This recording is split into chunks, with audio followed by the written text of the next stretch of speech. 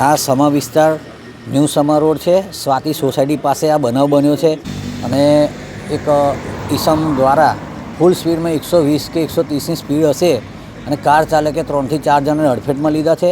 એમાં એક આર્મીવાળા બેન છે, આર્મીવાળા ભાઈ અને એમની વાઈફ છે, એમને ગંભીર ઈજા થઈ છે।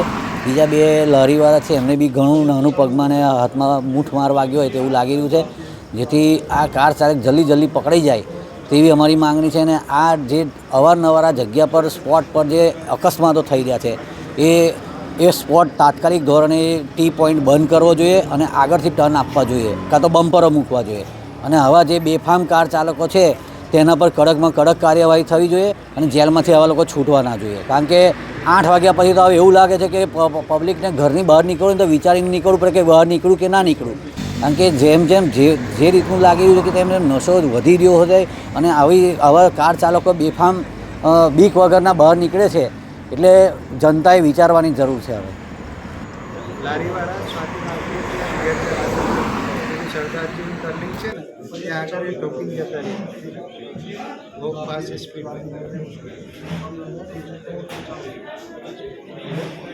और फिर क्या वहाँ पर पूरा लारी पूरा हो गया और उससे पहले एक आर्मी वाला था तो उसको भी लगाए और एक लेडीज है उसको बहुत ज़्यादा लगाए। क्या नाम आपका? मेरा नाम राजेश कुमार अग्रवाल।